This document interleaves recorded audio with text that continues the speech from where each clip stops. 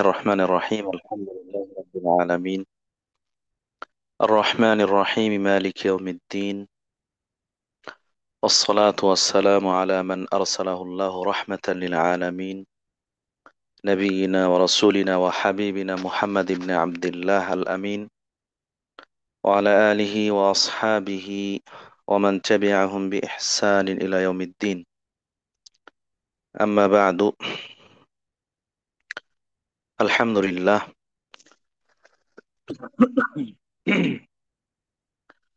শুরুতে আমরা আবারও প্রশংসা জ্ঞাপন করছি, শুকরিয়া, কৃতজ্ঞতা, গণকীর্তন নিবেদন করছি সে আল্লাহ রব্বুল আলমিনের জন্য, যিনি আমাদের সৃষ্টির সেরা বানিয়েছেন,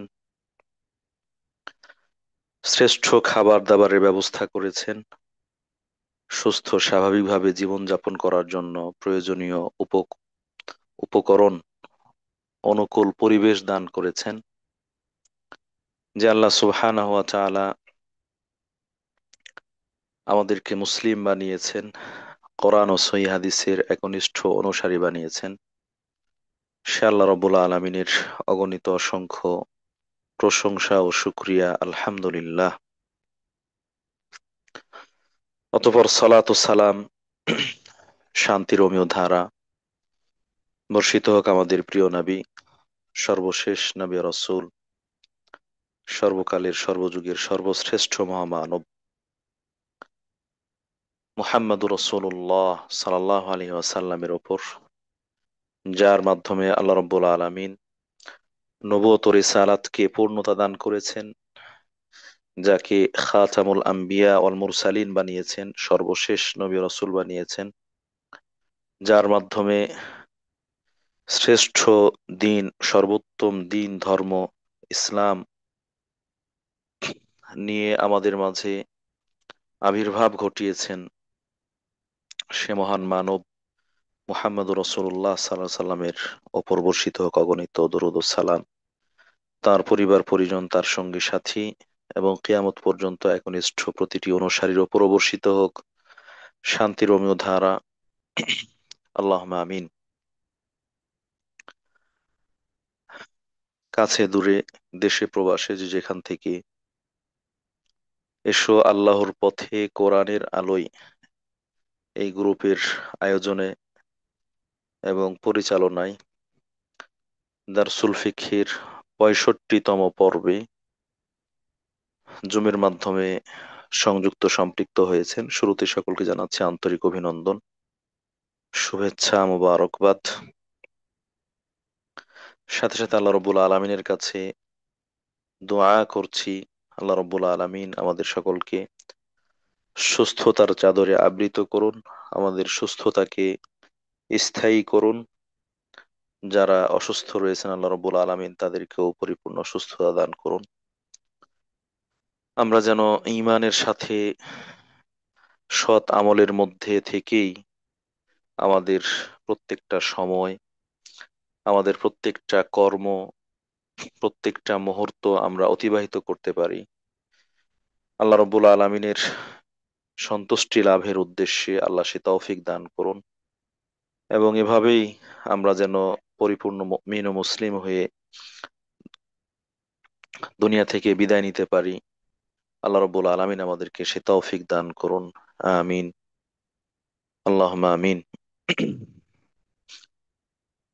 যারা আজকের আয়োজনকে সুন্দর করার জন্য, নির্বিঘ্ন করার জন্য বিভিন্নভাবে সহযোগিতা করেছেন, করছেন, আল্লাহ রব্বুল আলমিন তাদেরকে উত্তম জাযা দান করুন, আল্লাহুম্মা আমিন। প্রিয় উপস্থিতি, ইতিমধ্যে আপনারা অবগত হয়েছেন আজকের দারসুল ফিকহের 65তম পর্বে আমরা যে বিষয়ে আলোচনা উপস্থাপন করব বলে ইচ্ছা পোষণ করেই, সেটি হচ্ছে খাদ্যদ্রব্যের হালাল হারাম ইত্যাদির বিধান প্রসঙ্গে। কিছু অংশ আমরা গতদিন আলোচনা করেছিলাম, বিশেষ করে খাদ্যদ্রব্য হালাল হওয়া কেন জরুরি, কেন গুরুত্বপূর্ণ, এবং আমাদের জীবন ধারণের জন্য, বেঁচে থাকার জন্য যে পানাহারের প্রয়োজন সেটি হালাল, বৈধ, কেন দরকার, তার গুরুত্ব সম্পর্কে আমরা কিছুটা আলোকপাত করার চেষ্টা করেছি। আশা করি যারা উপস্থিত ছিলাম, শুনেছি, পরবর্তীতে শুনেছি, তারা এর মাধ্যমে উপকৃত হয়েছি। আল্লাহ রব্বুল আলামিন আমাদেরকে উপকারী জ্ঞান দান করুন, সে অনুযায়ী আমল করার তৌফিক দান করুন, আমিন। সম্মানিত উপস্থিতি, মানব জাতিকে আল্লাহ রব্বুল আলামিন এমন ভাবে তৈরি করেছেন যার মধ্যে জীবন ধারণের জন্য পানাহারকে অপরিহার্য বানিয়েছেন, আবশ্যক বানিয়েছেন। আমরা যদি না খাই, না পান করি, তাহলে আমরা সুস্থ থাকবো না, আমরা বেঁচেই থাকবো না। আমাদের প্রাণবায়ু সেটি উড়ে যাবে। আমরা মৃত্যুর পরোয়ানা গ্রহণ করতে বাধ্য হব। এজন্য বেঁচে থাকার যে সকল মৌলিক উপাদান উপকরণ রয়েছে সেগুলোর মাঝে খাদ্য খাদ্য এবং পানীয় এটি অপরিহার্য একটি অংশ বা উপকরণ। সেই হিসেবে একজন মানুষ যা খেয়ে পান করে জীবন ধারণ করবে তার ব্যাপারে ইসলামী শরীয়তের বিধান থাকবে না, এটা হতেই পারে না। এটা কল্পনা করাই অবাস্তব হবে।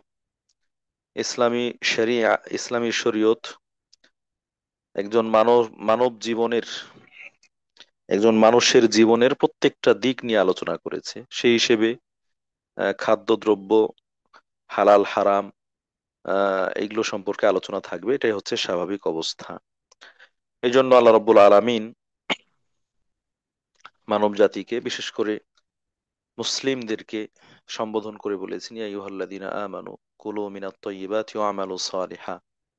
হে ইমানদারগণ, তোমরা হালাল খাও, উত্তমটা খাও, আর ভালো আমল করো। উত্তম খাও আর ভালো আমল করো। কেননা উত্তম খাওয়ার সাথে ভালো আমলের একটা নিবিড় সম্পর্ক রয়েছে। ইবাদত করতে হলে খেতে, বেঁচে থাকতে হবে, বেঁচে থাকতে হলে খেতে হবে। এখন যদি খেয়ে শুধু আমরা বেঁচে থাকি বা বেঁচে থাকার জন্য খাই, তাহলে তো চতুষ্পদ প্রাণী আর অন্যান্য কীট পতঙ্গ, পশু পাখি, তাদের মতো হয়ে যাব। তারাও তো খায় শুধু বেঁচে থাকার জন্য। তাদের খাওয়া, পানাহার এটা শুধু বেঁচে থাকার জন্য, আর কিছু নয়। কিন্তু একজন মুসলিম ব্যক্তি তিনি খাবেন, পান করবেন, বেঁচে থাকবেন কেন?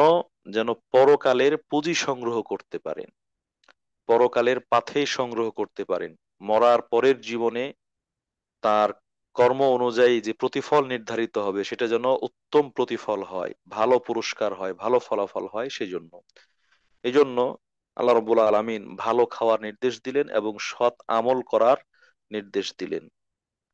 সৎ আমল আল্লাহর কাছে আমল হিসেবে গ্রহণযোগ্য হওয়ার জন্য, মাকবুল হওয়ার জন্য, কবুল হওয়ার জন্য যেমন সেটার অনুমোদন প্রয়োজন, সেটার রাসূল কর্তৃক বর্ণিত পদ্ধতি অনুযায়ী হওয়া দরকার, আল্লাহর সন্তুষ্টির অনুযায়ী হওয়া দরকার, সন্তুষ্টির জন্যই হওয়া দরকার। অনুরূপভাবে গুরুত্বপূর্ণ একটি দিক হচ্ছে তার খাবারটা, পানাহারটা হালাল হওয়া দরকার। কারণ আল্লাহ রাব্বুল আলামিন হারাম ভক্ষণকারীর ইবাদত গ্রহণ করবেন না, হারাম উপার্জনকারীর ইবাদত গ্রহণ করবেন না। সম্মানিত উপস্থিতি, এই জন্য আল্লাহ রাব্বুল আলামিন দুটোকে সম্পৃক্ত করে বলেছেন যে মানব জাতি সৃষ্টির সেরা, মুসলিম ব্যক্তি তিনি শ্রেষ্ঠ মানুষ, এবং তিনি উন্নত মানের খাবার খাবেন আর আল্লাহ রাব্বুল আলামিনের ইবাদত করবেন, সৎ আমল করবেন। প্রিয় উপস্থিতি, আমরা হালাল খাবার খাওয়ার গুরুত্ব সম্পর্কে আশা করি জানতে পেরেছি। আজকের আলোচনায় আমরা জানার চেষ্টা করব যে হালাল খাবার কোনগুলো, ইসলামী শরীয়তের মানদণ্ড অনুযায়ী, মূলনীতি অনুযায়ী হালাল খাবার কোনগুলো, যার ব্যাপারে ইসলামী শরীয়তের অনুমোদন রয়েছে। যারা মুসলিম জন্মগতভাবে হন অথবা পরবর্তীতে হন, বিভিন্ন ক্ষেত্রে আমরা হালালটা অনুসন্ধান করি। আলহামদুলিল্লাহ, এটা ভালো দিক। খাবারের ক্ষেত্রে, পোশাক পরিচ্ছদের ক্ষেত্রে, উপার্জনের ক্ষেত্রে ইত্যাদি, হালাল হালাল ইত্যাদি আমরা অনুসন্ধান করি। এই জন্য এখন আমরা দেখব ভোগ্য সামগ্রী যেগুলো রয়েছে, যেগুলো মানুষ ব্যবহার করেন, ব্যবহার্য জিনিসপত্র রয়েছে, খাবার দাবার রয়েছে ইত্যাদি, সেগুলোর ক্ষেত্রে হালাল খোঁজেন। হ্যাঁ, যেটা হালাল না হালাল নয়। এবং বিভিন্ন কোম্পানি থেকে, বিভিন্ন সংস্থা থেকে এটার এটাকে সার্টিফাই করা হয়, এবং সার্টিফিকেট যুক্ত করা হয় যে হ্যাঁ এটা হালাল, এটা বৈধ, এটা অনুমোদিত, ইত্যাদি ইত্যাদি। সম্মানিত উপস্থিতি, তাহলে এই হালাল কোনটা সেটা জানা হচ্ছে আমাদের কাছে গুরুত্বপূর্ণ। আমরা যদি একেবারে মানে বুঝার জন্য বিষয়টাকে আলোচনার সুবিধার্থে এভাবে একটু ভাগ করে বলি, যে একজন মানুষ যে সকল খাবার খেয়ে জীবন ধারণ করেন, যে সকল খাবার খেয়ে জীবন ধারণ করেন, এই খাবারগুলোর মধ্যে বৈধ খাবার যেগুলো, সেই খাবারগুলো দুই ধরনের। একটা হচ্ছে পশু পাখি, একটা হচ্ছে পশু পাখি, আরেকটা হচ্ছে আহ তৃণলতা। একটা হচ্ছে পশু পাখি, আরেকটা হচ্ছে তৃণলতা। উৎপাদিত জমিন থেকে উৎপাদিত শস্য, ফল ফলাদি ইত্যাদি। অর্থাৎ মানুষ, জীব জন্তু, পশু পাখি, এর মধ্যে মৎস্য জাতীয় ইত্যাদি যা রয়েছে সেগুলোর মাধ্যমে মানুষ জীবন ধারণ করেন। আমরা যত গোস্ত বলি, হ্যাঁ মাংস বলি, ইত্যাদি, এটা হাঁস মুরগি থেকে শুরু করে উট গরু ছাগল দুম্বা ভেড়া, তারপরে হচ্ছে আপনার মৎস্য জাতীয় যা কিছু রয়েছে, এবং পাখি, বিভিন্ন ধরনের পাখি, ইত্যাদি, এই সবগুলো হচ্ছে পশু পাখির অন্তর্ভুক্ত। আরেকটা হচ্ছে তৃণলতা অথবা জমিন থেকে উৎপাদিত ঘাস লতা পাতা, শস্য দানা, ফল ফলাদি ইত্যাদি। আম- প্রকৃত অর্থে দুনিয়াতে মানুষ যা খায় এগুলোর মধ্যে বৈধ খাবারগুলো এই দুই শ্রেণীরই অন্তর্ভুক্ত। বৈধ খাবারগুলো এই দুই শ্রেণীর অন্তর্ভুক্ত। এর মধ্যে পানীয় যদি খেয়াল করি তাহলে তো পানি, পানির অপর নাম জীবন, এটা তো অপরিহার্য একটা উপাদান আর কি। বাকি সেই পানীয় জিনিস তৈরি করার ক্ষেত্রেও যেটা ভূমিকা রাখে সেটা হচ্ছে এই দুটো জিনিস, মানে মূল, এই দুটো জিনিস মূল, সেটা হচ্ছে হয়তো জীবজন্তু পশু পাখি, অথবা এটা হয়তো জমিন থেকে উৎপাদিত কোনো শস্য দানা, চাল হোক, ডাল হোক, ভুট্টা হোক, গম হোক, জও হোক, সরিষা, অথবা বিভিন্ন প্রকার যে কালাই ডাল ইত্যাদি রয়েছে, এই সবগুলো জমিন থেকে উৎপাদিত। বিভিন্ন ধরনের সবজি যা রয়েছে এগুলো সব জমিন থেকে উৎপাদিত। তারপরে আপনার বিভিন্ন ধরনের শাক, সবুজ তরুলতা ইত্যাদি তৃণলতা যা রয়েছে এগুলো জমিন থেকে উৎপাদিত। বিভিন্ন ধরনের ফল ফ্রুট আমরা যা খাই ভক্ষণ করি এগুলো জমিন থেকে উৎপাদিত। তাহলে একজন মানুষ জীবন ধারণের জন্য যা গ্রহণ করে এইগুলো যেন এই খাবার হিসেবে মৌলিকভাবে দুটো প্রকারে সীমাবদ্ধ। একটা হচ্ছে পশু পাখি জীবজন্তু, আরেকটা হচ্ছে তৃণলতা ঘাস, আপনার তৃণলতা, গাছপালা অথবা জমি থেকে উৎপাদিত শস্য ফলমূল এইগুলো। এরপরে যদি এটাকে আমরা আরেকটু এক্সপ্লেইন করি, বিস্তারিত ভাবে আলোচনা করার চেষ্টা করি, তখন এটা আসবে এই প্রাণীগুলো, যেই প্রাণী খেয়ে আমরা জীবন ধারণ করি, এটা খরগোশ হোক, আর মুরগি হোক, আর পাখি হোক, আর গরু উট ছাগল যাই হোক না কেন, এইগুলো আহ মৌলিকভাবে দুই প্রকার। মৌলিকভাবে দুই প্রকার। এক প্রকার হচ্ছে যেটা আহ স্থল ভাগে থাকে, এক প্রকার যেটা স্থল ভাগে থাকে, জমিনে মাটির ওপরে থাকে, যেটাকে আমরা আহ কি বলি এটাকে, আহ স্থলচর, অথবা মানে মাটিতে বিচরণকারী পশু পাখি ইত্যাদি হিসেবে জানি। আরেকটা হচ্ছে আপনার জলচর। আরেকটা হচ্ছে জলচর, যেটা জলের মধ্যে, পানির মধ্যে জীবন ধারণ করে, পানির মধ্যেই বেড়ে উঠে, পানির মধ্যে জীবন ধারণ করে, মৎস্য জাতীয় প্রাণী। তাহলে এখানে আমরা মৌলিকভাবে দুটো ভাগ পেয়ে গেলাম। এই ভাগগুলো করা এই জন্য যেন বিধানটা জানা সহজ হয়, বিধান জানাটা সহজ হয়। আমরা যদি একটা একটা করে বলি, মাছ, মাছের মধ্যে পুকুরের মাছ না নদীর মাছ না সাগরের মাছ, আবার এটা তেলাপিয়া মাছ, না পাঙ্গাস মাছ, না ইলিশ মাছ, না মৃগেল, কাতল, চিতল, রুই ইত্যাদি। এইভাবে আলাদা করে বলতে গেলে বিস্তারিত আলোচনা করতে হবে। তা না করে আমরা মূলনীতিগুলো জানতে পারলে খুব সহজেই আহ অল্প কথায় অনেকগুলো বিষয় সম্পর্কে জেনে ফেলবো। এই জন্য আমরা ভাগ করে বলছি যে একটা হচ্ছে মৎস্য জাতীয় পানির প্রাণী, মৎস্য জাতীয় পানির প্রাণী। আর একটা হচ্ছে স্থল ভাগের যে সকল প্রাণী রয়েছে। ইসলামী শরীয়তে আল্লাহ রাব্বুল আলামিন মানুষের জন্য যা কল্যাণকর, মানুষের স্বাস্থ্যের জন্য যা উপকারী, যাতে মানুষের দেহ সুন্দরভাবে গড়ে উঠবে এবং মস্তিষ্ক ঠিক থাকবে, আচার আচরণ ঠিক থাকবে, এইরকম উপকারী খাবারগুলোকে আল্লাহ রাব্বুল আলামিন হালাল করেছেন, বৈধতা দিয়েছেন। সুবহানাল্লাহ। এর বিপরীতে যে সকল খাবার মানুষের জন্য উপকারী, ক্ষতিকর, মানুষের জন্য ক্ষতিকর, তার স্বাস্থ্যের হানি হবে, অবনতি হবে, স্বাস্থ্য খারাপ হবে, বিভিন্ন রোগ বালাই ইত্যাদি বাসা বাঁধবে, এই ধরনের খাবার দাবার তার মস্তিষ্কে প্রভাব ফেলবে, ব্রেন বুদ্ধি ইত্যাদি সঠিকভাবে গঠিত হবে না, বেড়ে উঠবে না, প্রস্ফুটিত হবে না, সমৃদ্ধ হবে না, এই ধরনের খাবার অনুরূপভাবে তার জন্য তার আচার আচরণে প্রভাব ফেলে, খারাপ প্রভাব, ক্ষতিকারক প্রভাব, এই ধরনের খাবার, এইগুলোকে আল্লাহ রব্বুল আলামিন হারাম করেছেন। এগুলোকে আল্লাহ রব্বুল আলামিন হারাম করেছেন। সুবহানাল্লাহ, আলহামদুলিল্লাহ।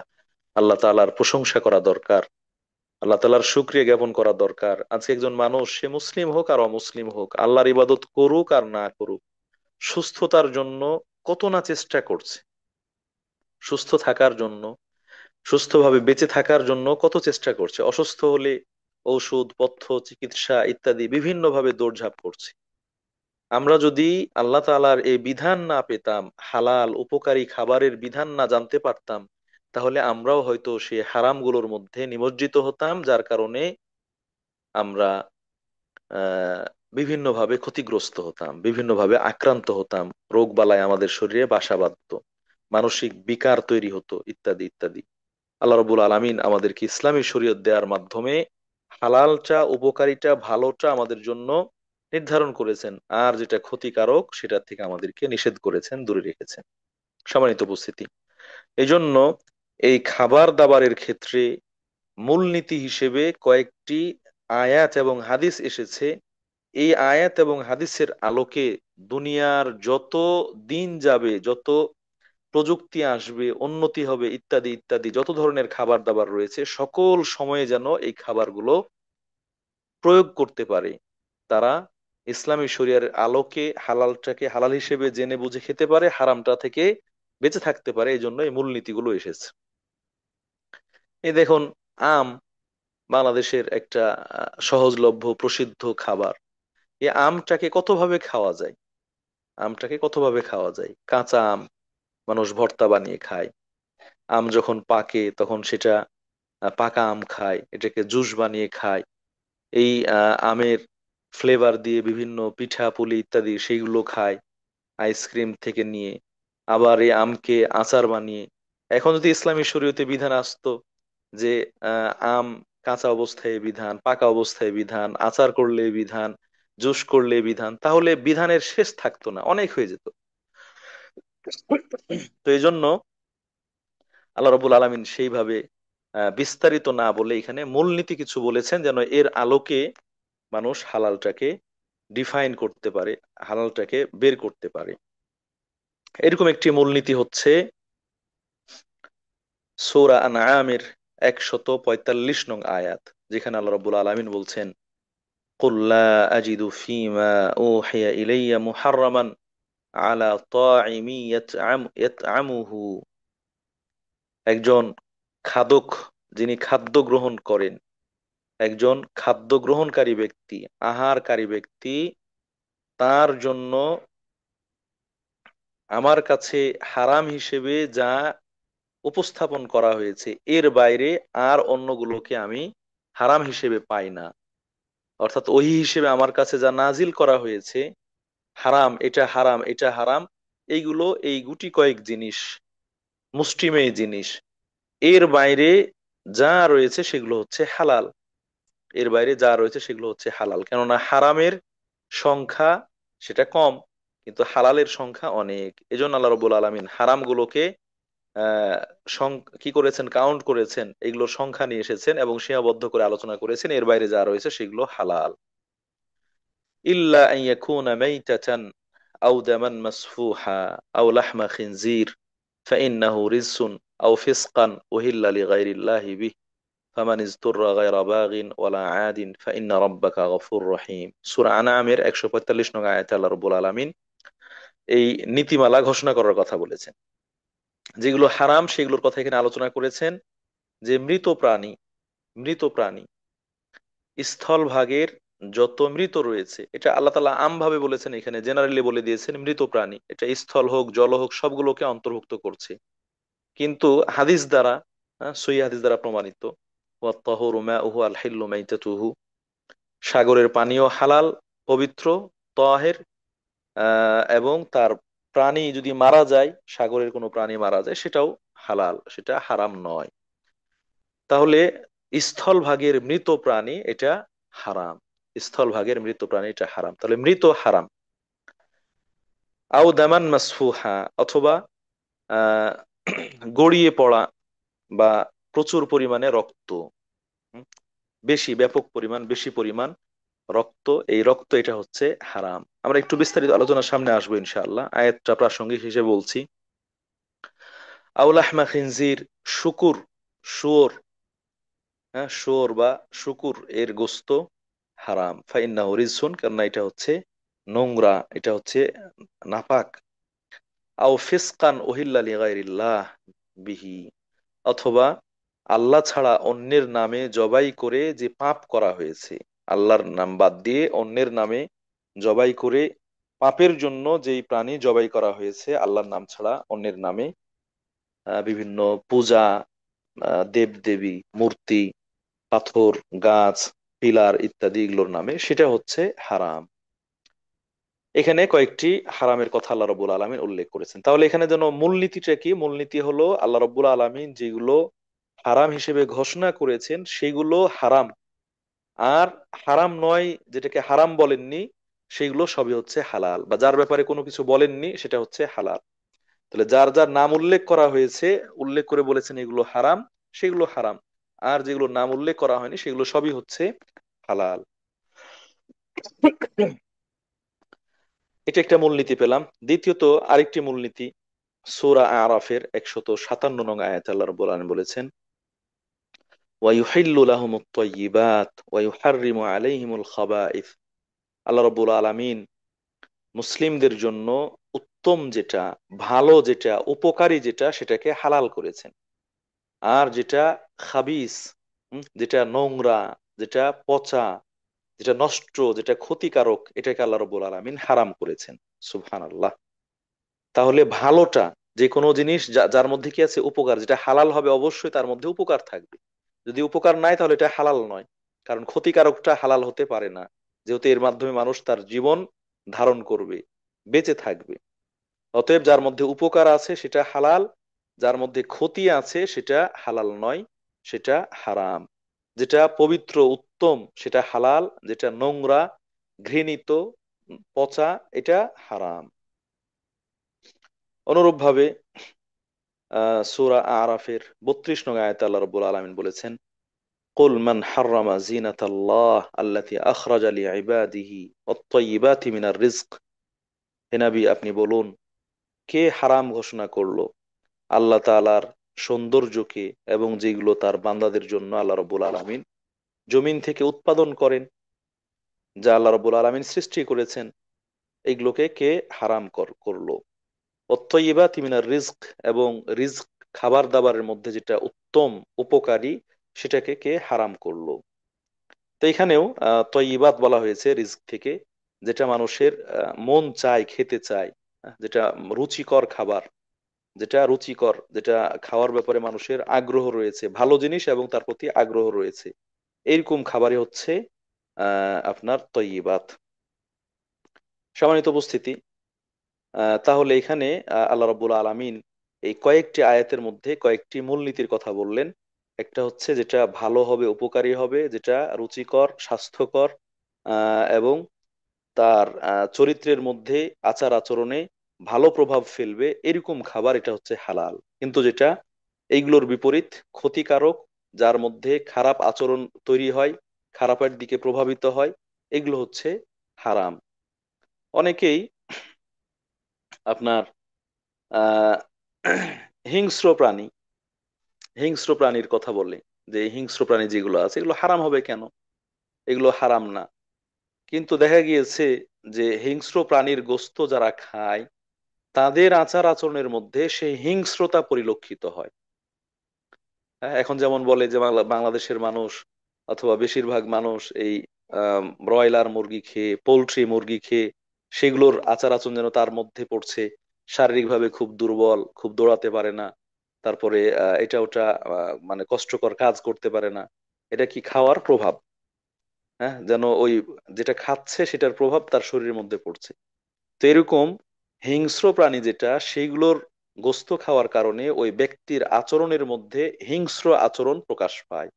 এই জন্য এটাকে একটা মূলনীতি হিসেবে নিয়ে এসেছে ইসলামী শরীয়ত, যে যে সকল খাবার খেলে খারাপ আচরণ, খারাপ প্রভাব তার দেহের মধ্যে পড়বে, তৈরি হবে, সেই সকল খাবারগুলো হারাম, সে সকল খাবারগুলো হারাম। এখন যেমন আহ স্মোকিং, ধূমপান, স্মোকিং বা ধূমপান, এর মধ্যে তো নেশা নাই, এর মধ্যে নেশা নাই। কেউ অল্প একটু আধটু ধূমপান করে কি নেশাগ্রস্ত হয়? নেশাগ্রস্ত হয় না। কিন্তু এটাও হারাম। হারাম অনেকগুলো দলিল রয়েছে হারাম হওয়ার ব্যাপারে। তার মধ্যে এটা একটা দলিল, যে এই হারাম কেন এটা, যেহেতু স্মোকিং করার মাধ্যমে মানুষের অঙ্গ প্রত্যঙ্গ, গুরুত্বপূর্ণ বিভিন্ন পার্টস, সেটা কি হয়ে যায়, নষ্ট হয়ে যায়। ফুসফুস একেবারে জ্বলে কয়লার মতো কালো হয়ে যায়। তার যে লাঞ্চার গুলো রয়েছে, শ্বাসনালী ইত্যাদি, সেগুলো নষ্ট হয়ে যায়, এবং এর প্রভাবে শরীরের যে রোগ প্রতিরোধ ক্ষমতা আছে, ইমিউনিটি ইত্যাদি কি কি বলছেন এগুলো চিকিৎসার ভাষায়, সেইগুলো নষ্ট হয়ে যায়। এই সব কারণে এটা ক্ষতিকারক।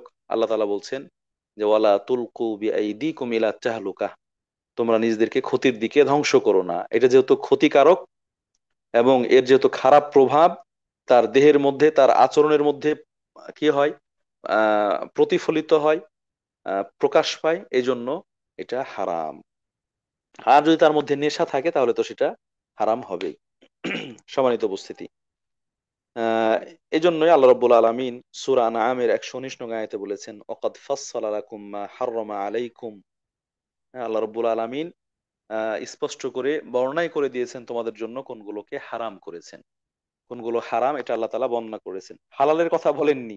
যেহেতু হারামগুলোর বাইরে যা রয়েছে সবগুলোই হচ্ছে হালাল।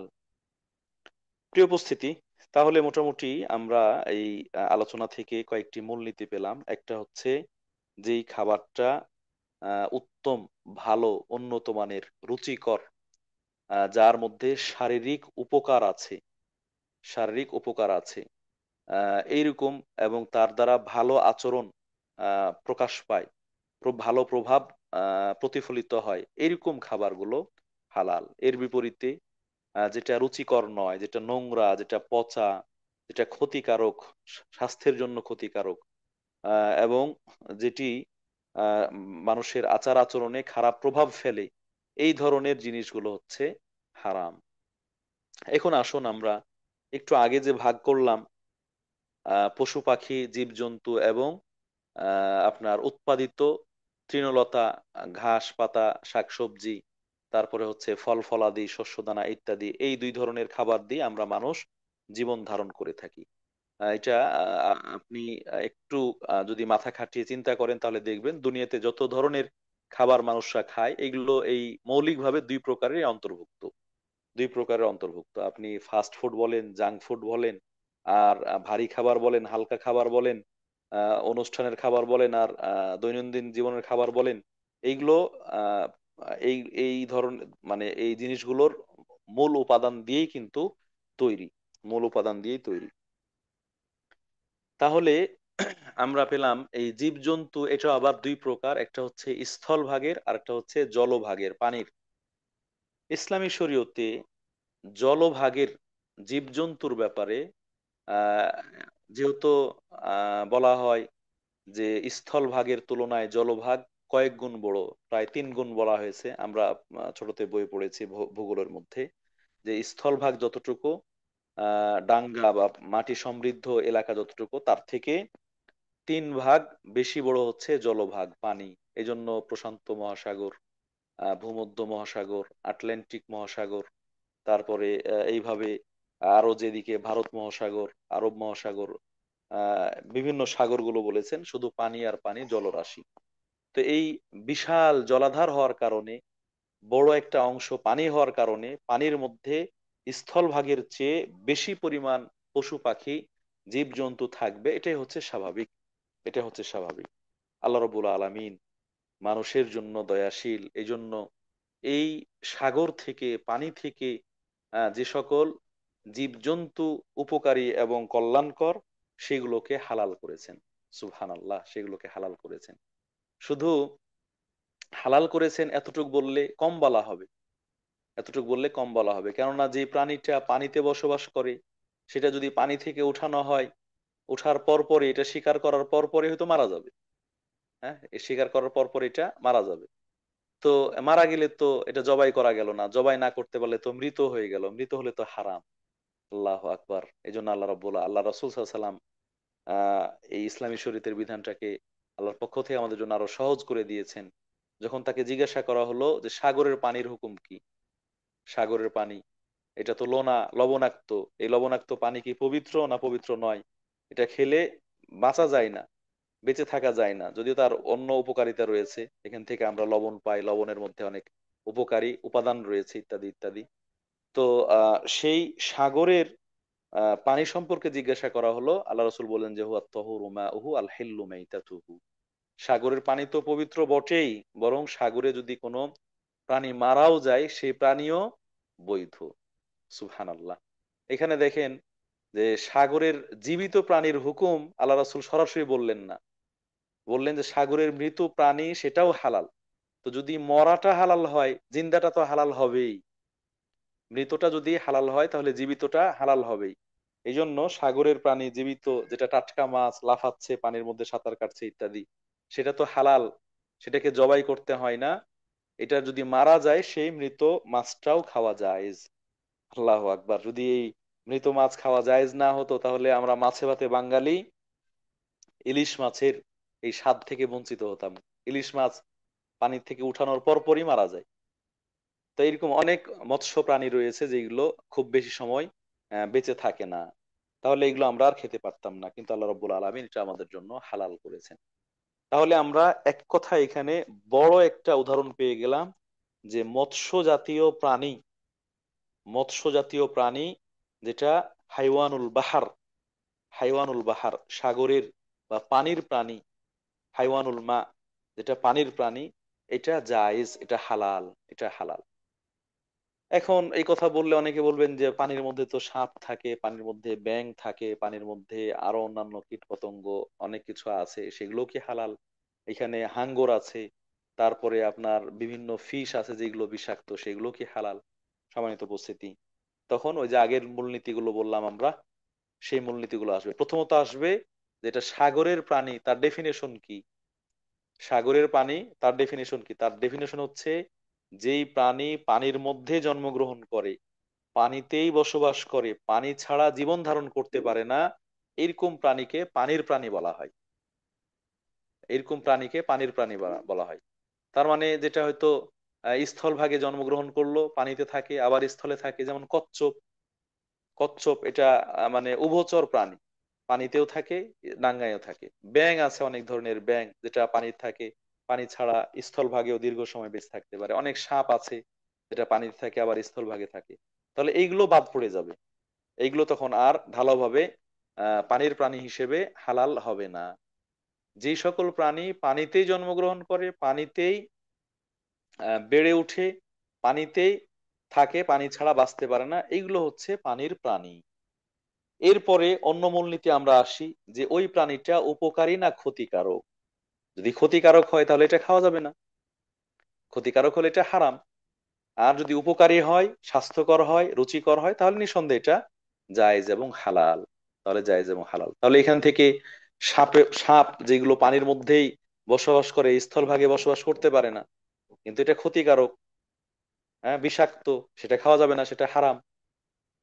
এরকম সাগরের মধ্যে আমরা সবগুলোকে তো মাছ বলি, হ্যাঁ সাগরের যা থাকে সেগুলো সবগুলোকে আমরা মাছ বলবি বা মৎস্য জাতীয় প্রাণী বলি। কিন্তু ওইখানে আপনার কাঁকড়া আছে, ওইখানে অক্টোপাস আছে, ওইখানে এই ধরনের আরো অনেকগুলো প্রাণী আছে। সেগুলোর হুকুম কি হবে? সম্মানিত উপস্থিতি, এগুলোর মধ্যে যেগুলো পানিতে, কাঁকড়া কিন্তু বিভিন্ন ধরনের আছে। কিছু আছে স্থল ভাগেও থাকতে পারে, কিছু আছে না পানি থেকে উঠলেই সে মারা যাবে, বাঁচতে পারবে না। তো যেগুলো পানির মধ্যকার প্রাণী, কাঁকড়া হোক আর অক্টোপাস হোক আর এই ধরনের চিংড়ি মাছ হোক, এইগুলো জায়েজ আছে। কিন্তু যেগুলো স্থল ভাগেও বেঁচে থাকতে পারে, স্থল ভাগে বেঁচে থাকতে পারে, সেইগুলো প্রাণী জায়েজ নয়। মূলনীতিগুলোর মধ্যে আরেকটি মূলনীতি হচ্ছে, যেগুলো হাসারাত, কীট পতঙ্গ, কীট পতঙ্গ পোকা, ছোট ছোট কীট, আমরা এভাবে জানি আর কি, কীট পতঙ্গ, এগুলো এগুলো বেশিরভাগই হচ্ছে ক্ষতিকারক। এগুলো মানুষের রুচিতে ধরে না, এগুলো ঘৃণ্য, নোংরা, এগুলো হারাম, এগুলো হালাল নয়। তাহলে মোটামুটি আমরা পানির একটা প্রাণীর ব্যাপারে জেনারেল একটা হুকুম পেলাম, যে যে সকল প্রাণী পানিতেই জন্মগ্রহণ করে, পানিতেই বেড়ে উঠে, পানি ছাড়া বাঁচতে পারে না, এই সকল প্রাণীগুলো হালাল। এমনকি যদি মারাও যায় তাহলে সেটা হালাল। মরে যদি ফুলেও উঠে, হ্যাঁ মরে ফুলে গিয়েছে, ফুলে এটা ভেসে উঠেছে, সাধারণত মরার পরে ভেসে উঠে না, যখন এটা ফুলে যায়, মানে মরাটা বেশি সময় পার হয়, তখন সেটা ভেসে ওঠে। তো এটা যদি পচে না যায়, পচে গেলে তো এটা ক্ষতিকারক হবে, মানুষের পাকস্থলী সেটাকে হজম করতে পারবে না। তো এই পচে যাওয়ার আগ পর্যন্ত সেটা খাওয়া যায়, ফুলে গেলেও খাওয়া যায়। আপনারা হয়তো ঘটনা শুনবেন যে একদল সাহাবী, প্রায় 300 জনের কথা বলা হয়েছে, তারা একটা যুদ্ধে বের হয়েছিলেন। তো তাদের সাথে খাবার দাবার হিসেবে খেজুর নিয়ে গিয়েছিলেন। এক সময় সেই খেজুর শেষ হয়ে যায়, সেই খাবার শেষ হয়ে, তাদের কাছে খাবার আর কিছুই ছিল না। শেষ দিকে যখন খেজুর নাই, তখন যিনি সেনাপতি ছিলেন তিনি একটা একটা করে একদিনে একটা খেজুর, একজন একটা খেজুর, এইভাবে একটা খেজুর একদিনে তারা খেয়ে থেকেছেন। আল্লাহ আকবার, কষ্ট করে। এরপরে যখন সেই একটা করে খেজুরও শেষ হয়ে গেল, তখন তারা খেজুরের বিচিগুলো চুষতেন। খেজুর নাই, খেজুরের বিচি আছে, সেই খেজুরের বিচি চুষতেন কেন? দীর্ঘ সময় চুষার কারণে পিপাসা লাগবে, পিপাসা লাগলে তারা পানি পান করবেন এবং সে পানি খেয়ে জীবন ধারণ করবেন, এইভাবে বেঁচেছিলেন।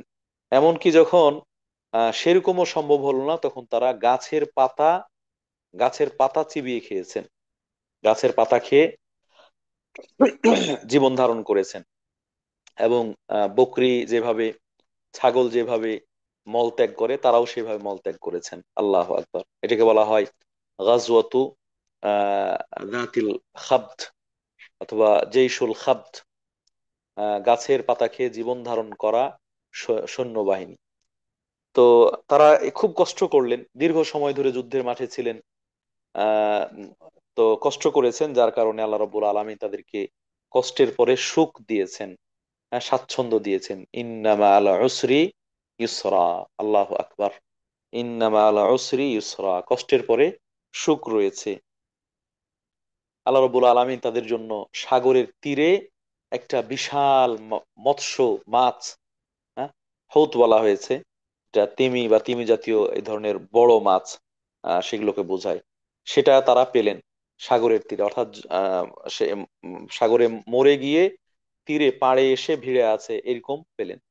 সেটা তারা জানতেন, যেহেতু আহ মৎস্য প্রাণী মাছ মরা হলেও খাওয়া যায় আছে, সেই হিসেবে তারা সেখান থেকে খেতে থাকলেন। আল্লাহ আকবার, 300-র অধিক সৈন্য তারা বেশ কয়েকদিন সেখান থেকে খেলেন। বলছেন তারা যে আমরা তো কয়দিন আগে খাবার না খেয়ে জীবন যাই যাই ভাব, হ্যাঁ সেই মানুষগুলো সবার গায়ে চর্বি ধরে গেল। আল্লাহ আকবার, এই মাছ থেকে খেয়ে তাদের গায়ে চর্বি ধরে গেল, তারা মোটা তাজা হয়ে গেলেন। এবং এটা কত বড় প্রাণী ছিল, সেই তার বড় দৈহিক গঠনের কিছু বিবরণ দিচ্ছেন, যে তার চোখ যে চোখটা ছিল সেই চোখ থেকে তারা বালতিতে করে চর্বি উঠিয়েছেন, এবং খাওয়ার পরে ওই চোখের যেই কি বলে এটাকে, ইয়েটা মানে চোখটা উঠে গেলে যে গর্তটা হয়, এই গর্তের মধ্যে একজন মানুষ বসে থাকতে পারবেন, এরকম এত বড় চোখ। এরপরে তার যে পাঁজরের হাড়গুলো আছে, মাছের পাঁজরের যে হাড়গুলো আছে, দুটো হাড়কে পাশাপাশি দাঁড় করিয়েছেন তারা মুখোমুখি করে, দাঁড় করিয়ে এটা এতটুকু উঁচা হয়েছে যে সবচেয়ে উঁচা বাহন উট, সেই উটের পিঠে উঠে দাঁড়িয়ে হাতকে লম্বা করেছেন, তারপরও ওই পাঁজরের হাড়ের মাথায় তারা হাত পাননি স্পর্শ করতে পারেন, এত বিশাল ছিল। তো সেটা তারা খেয়েছেন। সম্মানিত উপস্থিতি, এই হাদিসটা বললাম এই জন্য যে সাগরের মরা প্রাণীও খাওয়া জায়েজ, এবং সাহাবাই কেরাম খেয়েছেন, সেটা হাদিস দ্বারা প্রমাণিত হয়েছে। তো এইভাবে আমরা মোটামুটি এই হাদিস থেকে এবং আয়াতগুলো থেকে এতটুকু পেলাম যে সাগরের প্রাণী সেটা জায়েজ, যেটা সাগরে জন্মগ্রহণ করেছে, সাগরে বড় হয়েছে। এটা হলো একটা দিক। এর মধ্যে কিছু কিছু আপনার এক্সেপশন থাকবে। সাগরের প্রাণী যেমন আমরা একটু আগে বললাম, যেগুলো বিষাক্ত ক্ষতিকারক অথবা কীটপতঙ্গ, সেগুলো খাওয়া যাবে না, অথবা যেগুলো কিছু সময় সাগরে থাকে, পানিতে থাকে, কিছু সময় স্থলভাগে থাকে, বা উভচর প্রাণী, সেগুলো খাওয়া জায়েজ নেই। কিছু উদাহরণ হিসেবে বললাম, ব্যাং, ব্যাং খাওয়া এটা না জায়েজ। হ্যাঁ, ব্যাং এটা না জায়েজ, যেহেতু এটা একে তো হচ্ছে পরিপূর্ণ সাগরের প্রাণী নয়, পানির প্রাণী নয়, দ্বিতীয়ত ব্যাংকে হত্যা করতে নিষেধ করেছেন। আল্লাহ রাসূল সাল্লাল্লাহু আলাইহি ওয়াসাল্লাম ব্যাংকে হত্যা করতে নিষেধ করেছেন। সে জায়গা থেকে ব্যাং খাওয়া নিষেধ। যদি খাওয়া জায়েজ হতো তাহলে আল্লাহ রাসূল নিষেধ করতেন না। কেননা যেসব প্রাণী জবাই করে খাওয়া হয় এটা তো মানে হত্যা করে, হত্যাই করা হয়। তো সেটা হত্যা করতে নিষেধ করেছেন, এই জন্য সেটাও খাওয়া জায়েজ। এর বাইরে কি থাকলো? আহ স্থলভাগের প্রাণী, স্থলভাগের প্রাণী, স্থলভাগের প্রাণীর মধ্যে আপনার কয়েকটা ভাগ হবে।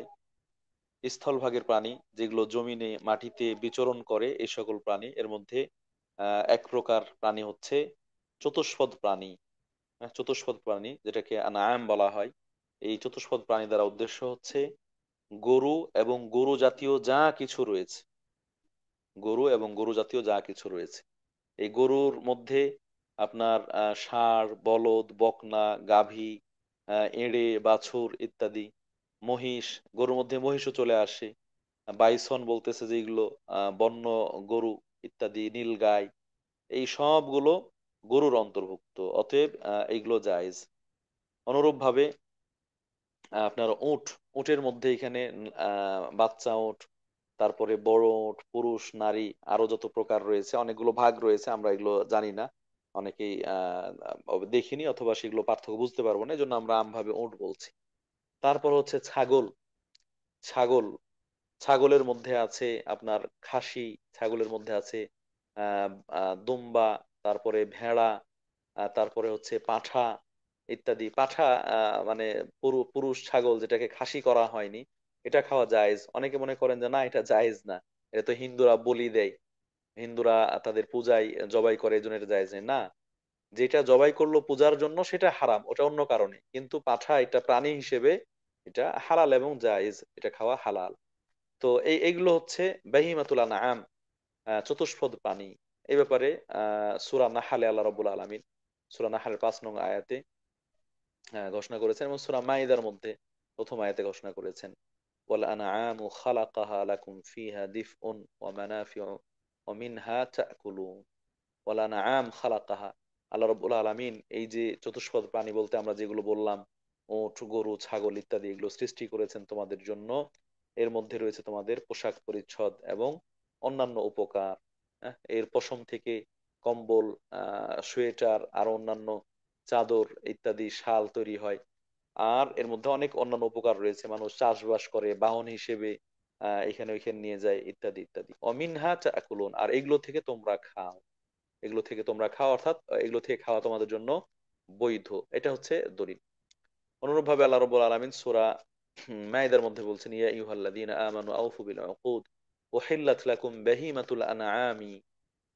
হে ঈমানদারগণ, তোমরা তোমাদের চুক্তিগুলো পূর্ণ করো, তোমাদের জন্য বাহিমাতুল আনআম চতুষ্পদ প্রাণী সেগুলোকে হালাল করা হয়েছে, ইল্লা মা ইউতলা আলাইকুম, তবে কোরআনে যেগুলোকে হারাম ঘোষণা করা হয়েছে সেগুলো বাদ দিয়ে, কোরআনে যেগুলোকে হারাম ঘোষণা করা হয়েছে সেগুলো বাদ দিয়ে আপনার আমরা ওগুলো আলোচনায় আসবো। সাইবা, তারপরে ওয়াসিলা ইত্যাদি বিভিন্ন ধরনের প্রাণী রয়েছে, এগুলো হারাম। মূর্তির জন্য যেটা জবাই করা হয়েছে সেগুলো হারাম। আল্লাহর নাম ছাড়া যেটা জবাই করা হয়েছে সেগুলো হারাম, সেগুলোর আলোচনা আসবে ইনশাআল্লাহ। তো ওইগুলো বাদ দিয়ে তারপরে হচ্ছে মারা যায় আঘাতপ্রাপ্ত হয়ে, ফাঁস লেগে, একজনের শিঙের গুতায় ইত্যাদি ইত্যাদি, সেগুলো বাদ দিয়ে। তাহলে এর বাইরে চতুষ্পদ প্রাণী যেগুলো রয়েছে সেগুলো হচ্ছে গরু, ছাগল, উট, এগুলো হালাল। এটা হলো এক নম্বর। দ্বিতীয় প্রকার হচ্ছে আল খাইল, হ্যাঁ, তথা ঘোড়া। ঘোড়া এটা হচ্ছে হালাল একটি খাদ্য, হালাল একটি খাদ্য। অনেকে আশ্চর্য হবেন যে ঘোড়ার গোশত কি খায়। আমাদের ভারতীয় উপমহাদেশে ঘোড়ার গোশতকে মাকরু বা হারাম বলে। অনেকে হারাম বলে, অনেকে মাকরু বলে। অনেকে হারাম বলেছেন, যারা বাড়াবাড়ি করেছেন তারা হারাম বলে, আর যারা একটু উদারপন্থী তারা এটাকে মাকরু বলে। অথচ এটা মাকরু নয়, বরং একেবারে স্পষ্ট হালাল, স্পষ্ট হালাল। আল্লাহ রসুল সাল্লাহ আলাই সাল্লাম কোন এক যুদ্ধে ঘোড়ার গোশত খেতে না করেছেন, ওই যুদ্ধে যুদ্ধ আপনার যুদ্ধের অস্ত্র, ঘোড়া এটা যুদ্ধের একটা অস্ত্র, সেটার সংকটের কারণে হারাম ঘোষণা, ওই যুদ্ধে হারাম করেছেন। কিন্তু ওর আগে পরে একাধিক জায়গায় ঘোড়া খাওয়া হালাল এই ব্যাপারে অনেকগুলো দলিল রয়েছে, অনেকগুলো দলিল রয়েছে। সপ্তম হিজরিতে আল্লাহ রসুল সাল্লাল্লাহু আলাইহি সাল্লাম বলছেন যে বন্য গৃহপালিত গাধা খাওয়া হারাম, কিন্তু ঘোড়া খাওয়া জায়েজ। আসমা রাদিয়াল্লাহু তাআলা আনহা, আবু বকর রাদিয়াল্লাহু তাআলা আনহুর মেয়ে, তিনি বলছেন যে আমরা আল্লাহ রাসূল সাল্লাল্লাহু আলাইহি সাল্লামের যুগে ঘোড়া খেতাম, আমরা আল্লাহ রাসূলের যুগে ঘোড়া জবাই করতাম, ঘোড়া খেতাম। তো এটা একাধিক হাদিস দ্বারা প্রমাণিত। আহ ঘোড়া এটা, ঘোড়ার গোশত খাওয়া জায়েজ।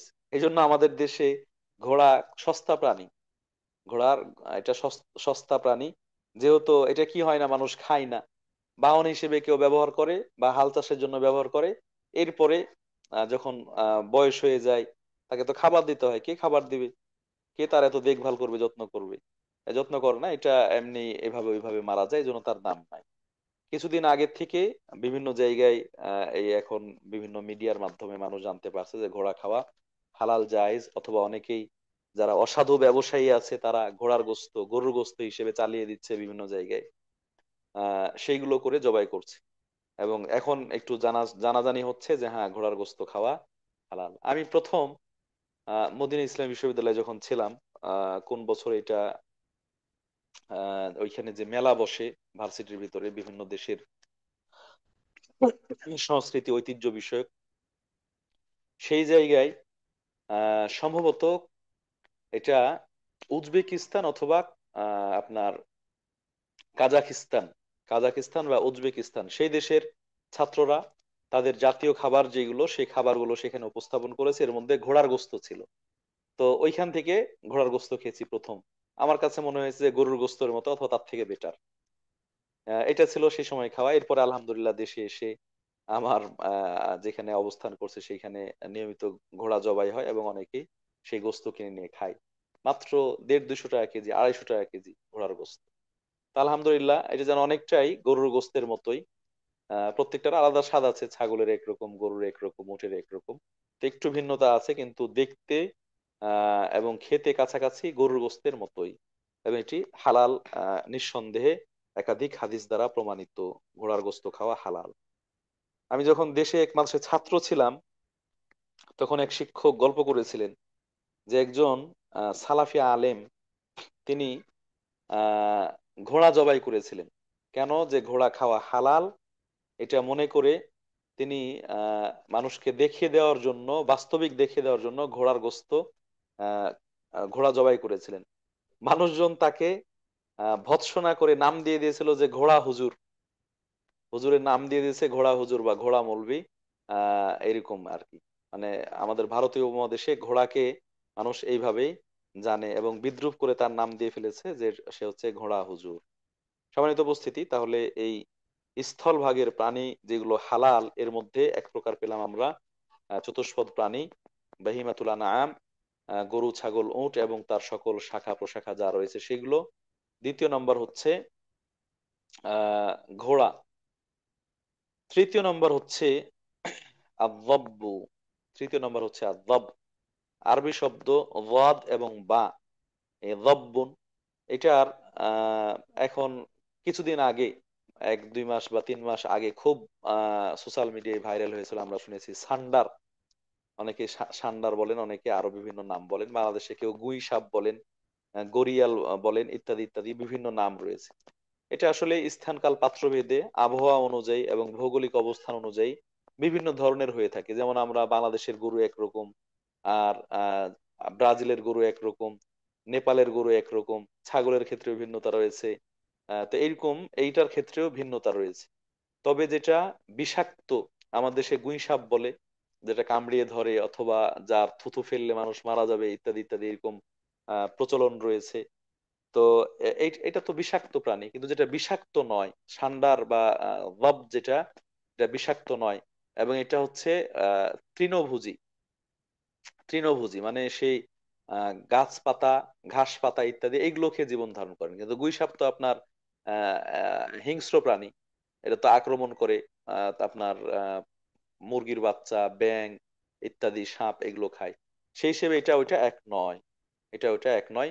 তবে দব্বুন, আরবি শব্দ যেটা আপনার সান্ডার বলছে বা এই জাতীয়, সেটা খাওয়া হালাল, সেটা খাওয়া হালাল।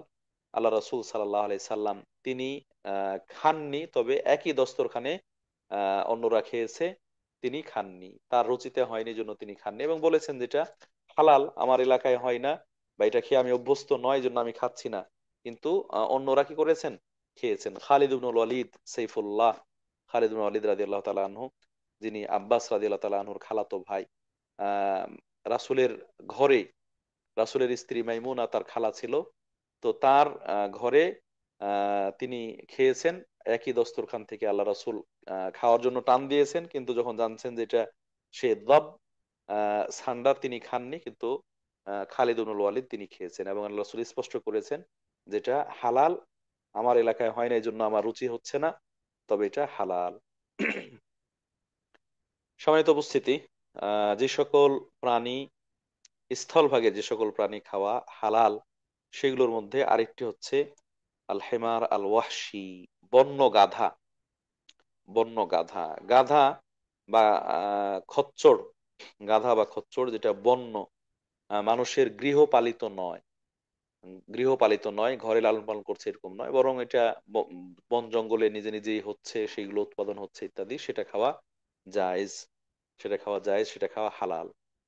এ ব্যাপারেও হাদিস রয়েছে যে আবু কাতাদা রাদিয়াল্লাহু তাআলা আনহু তিনি একটি বন্য গাধা দেখতে পেলেন এবং তাকে আক্রমণ করে শিকার করলেন। তো সেই বন্য গাধার গোশত আল্লাহ রাসূল সাল্লাল্লাহু আলাইহি ওয়াসাল্লামের কাছে নিয়ে যাওয়া হলো।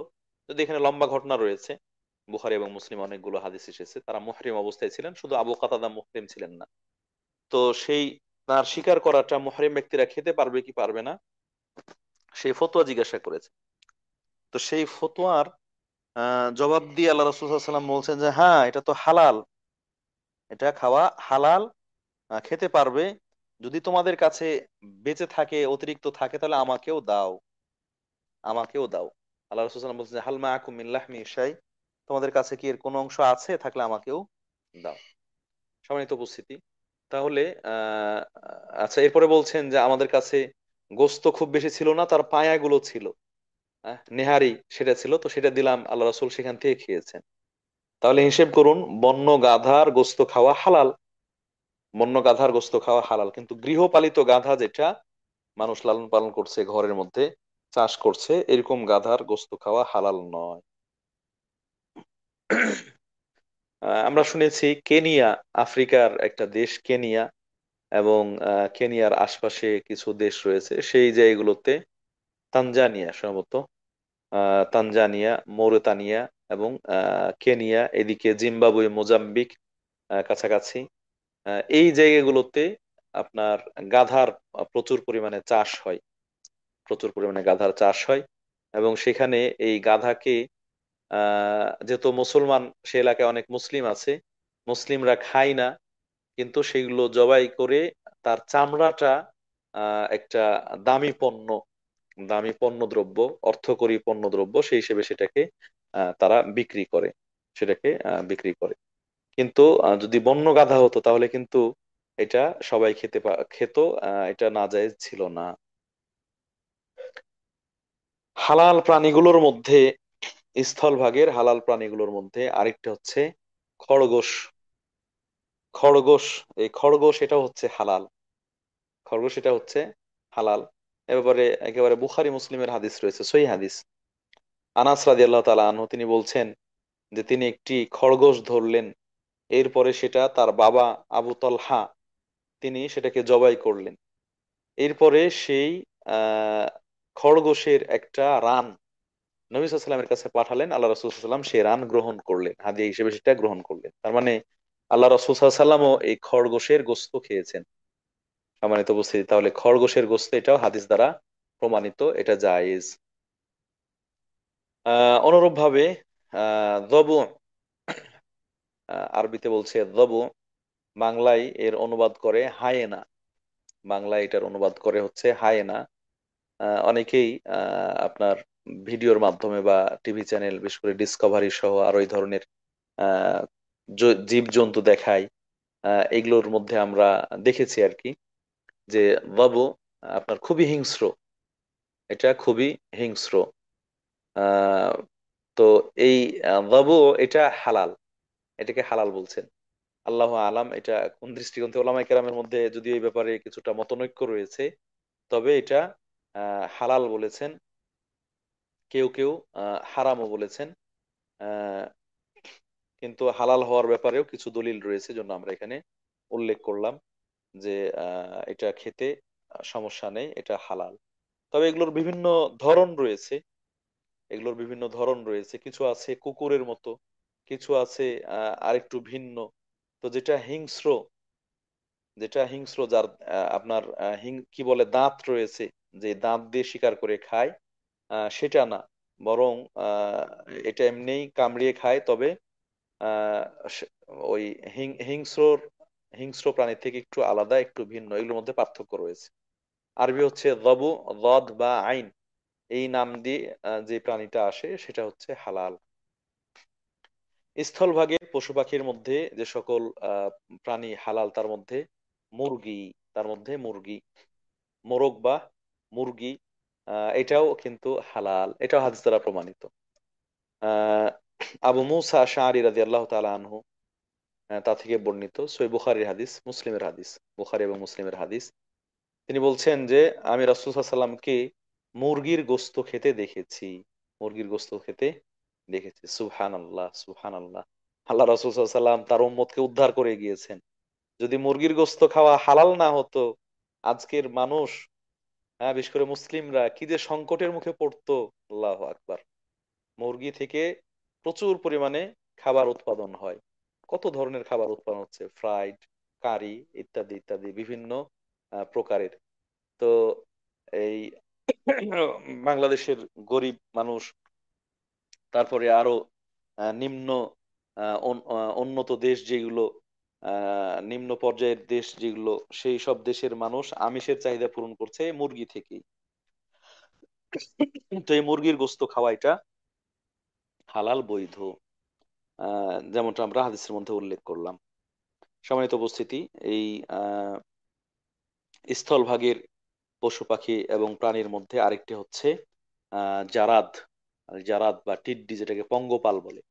ফড়িং, ঘাস ফড়িং, ফড়িং, এগুলোর মধ্যে বিভিন্ন ভাগ রয়েছে। ঘাস ফড়িং যেটা আপনার সবুজ গাছপালা খায়, ঘাস ফড়িং উড়ে যায়, এবং বিভিন্ন এলাকায় এই টিড্ডি বা পঙ্গপালের বৃষ্টি বলে, যেগুলো একেবারে যে এলাকায় যায় সে এলাকাকে সাবাড় করে দেয়, সে এলাকাকে সাবাড় করে দেয়, খেয়ে একেবারে পরিষ্কার করে দেয়।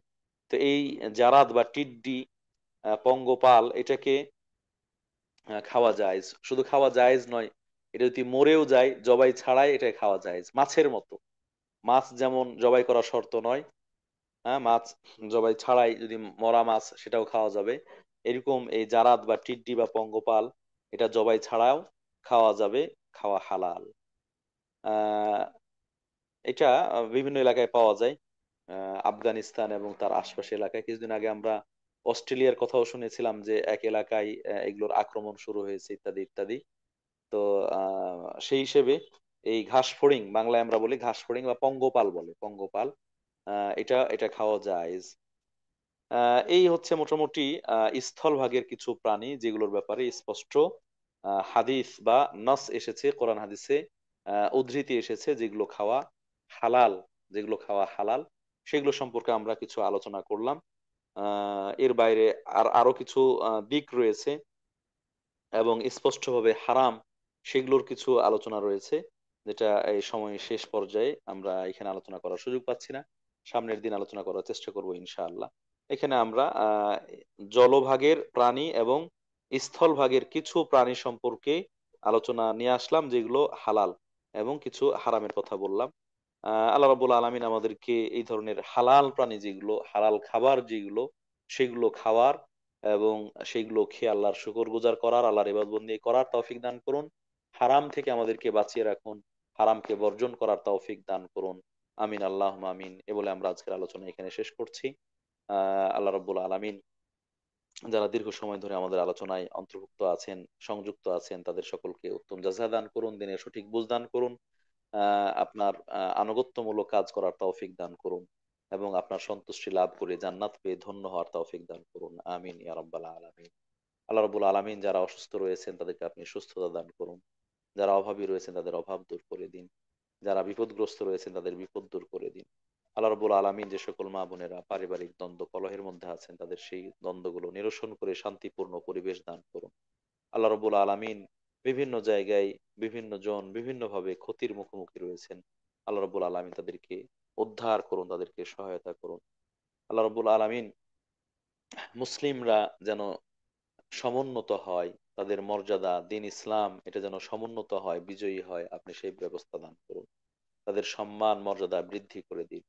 আল্লাহ রাব্বুল আলামিন যারা আপনার দিনকে প্রচার প্রসারের জন্য, আপনার দিনকে বিজয়ী করার জন্য বিভিন্নভাবে প্রচেষ্টা চালিয়ে যাচ্ছে, প্রচার প্রসার করছে, তাদেরকে আপনি উত্তম জাযা দান করুন, বিপদ আপদ বালা মুসিবত থেকে হেফাজত করুন, তাদের সম্মান দুনিয়া এবং আখিরাতে বৃদ্ধি করে দিন। আল্লাহ রাব্বুল আলামিন এসো আল্লাহর পথে কোরআনের আলোয় এই গ্রুপ ও দিন প্রচার প্রসারের জন্য বিভিন্নভাবে বিভিন্ন কর্মসূচি নিয়ে, উদ্যোগ নিয়ে সেগুলো বাস্তবায়ন করার চেষ্টা করছে, আল্লাহ রাব্বুল আলামিন সেগুলো আপনি কবুল ও মঞ্জুর করে নিন। যারা এর দায়িত্বে রয়েছেন, এটাকে সুষ্ঠু সুন্দরভাবে পরিচালনা করার জন্য ভূমিকা রাখছেন, সহযোগিতা করছে, তাদেরকে উত্তম জাযা দান করুন। আমরা সকলে যেন পরিপূর্ণ মুমিন ও মুসলিম হয়ে দুনিয়া থেকে বিদায় নিতে পারি সে তৌফিক দান করুন। অনেকের বাবা মা ভাই বোন আত্মীয় স্বজন সহ অনেকে মারা গিয়েছেন, আপনি মুসলিম মৃতদেরকে ক্ষমা করে দিন, মুসলিম মৃতদের কবরে আযাব মাফ করে দিন, তাদের কবরকে জান্নাতের সাথে সম্পৃক্ত করে দিন। আল্লাহ রাব্বুল আলামিন আমরা যেন পরিপূর্ণ মুমিন ও মুসলিম হয়ে দুনিয়া থেকে বিদায় নিতে পারি সে তৌফিক দান করুন। আমিন ওয়া আখিরু দাওয়ানা আলহামদুলিল্লাহি রাব্বিল আলামিন। হাসিনা আপু এসেছেন কিনা জানি না, যদি এসে থাকেন কিছু বলার থাকে তাহলে আপনি বলুন, আর না হলে আমরা দু একটা প্রশ্ন উত্তর থাকলে সেগুলো করে শেষ করব, কিছুর মধ্যে আজান পড়ে যাবে।